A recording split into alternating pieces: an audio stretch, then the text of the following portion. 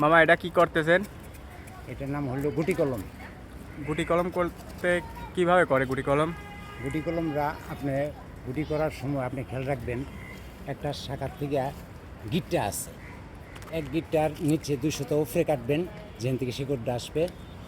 আর আপনি এই এমনভাবে ছিলবেন, উপরে একটা চামড়া আছে, এটা ছিলার পরে নিচে একটা পাতলা চামড়া থাকে, যেটা একটু মানে আঠালো, হ্যাঁ। ওটা যেন না থাকে। আপনি এইভাবে ভালো করে এভাবে চাইছে ভালো করে পরিষ্কার করতে হবে। যত ভালো করে পরিষ্কার করবেন, ওটা 100% গ্যারান্টি যে এটা আসবে, মিট যাবে না। আচ্ছা। আর আপনি এইভাবে সুন্দর করে চাষবেন।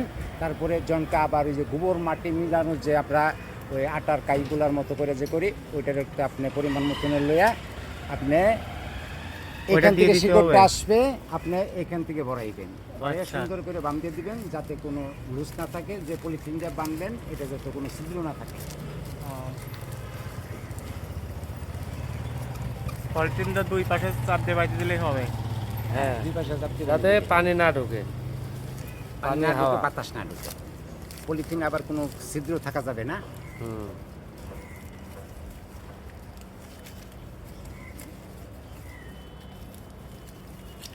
মামা এই মাটিতে কি কি মিশাইছেন, এই যে মাটি কলমে দিচ্ছেন?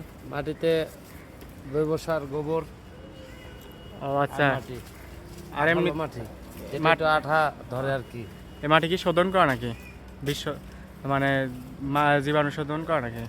জীবাণু শোধন করা, হ্যাঁ অবশ্যই জীবাণু শোধন করা। এই কলমগুলো কতদিনের মধ্যে এটা বোঝা যাবে যে এটা শিকড় আসছে? শিকড় আসলে আপনি পলিথিনের উপর দিয়ে দেখতে পারবেন। মানে দেখা এই যাবে। কলমটা কাটা যায় কতদিনে আনুমানিক? কাটা যায় আপনার 20 থেকে 25 দিন, আর হইলো বড় জোর 1 মাস। আপনি 1 মাসের ভিতরে জিনিসটা আপনি খেয়াল করবেন, যখন আপনি শিকড়টা আসবে এই পলিথিনের উপর দিয়ে দেখা যাবে। ও আচ্ছা। যখন পলিথিনের উপর দিয়ে দেখা যাবে, যখন ওটা সাদা থাকবে শিকড়টা, তখন আপনি কাটবেন না। যখন দেখবেন একটা বাদামি কালার আসছে, হ্যাঁ হ্যাঁ। ওই তখন কি ওটা কাটার উপযোগী আর কি। শিকড়ে বাদামি কালার। হ্যাঁ, বাদামি কালার, হ্যাঁ কাটতে হবে। আর এটা কোন গাছে আপনারা কলম করতেছেন? এটা হলো লাল জামরুল, লাল জামরুল। লালটা এটা।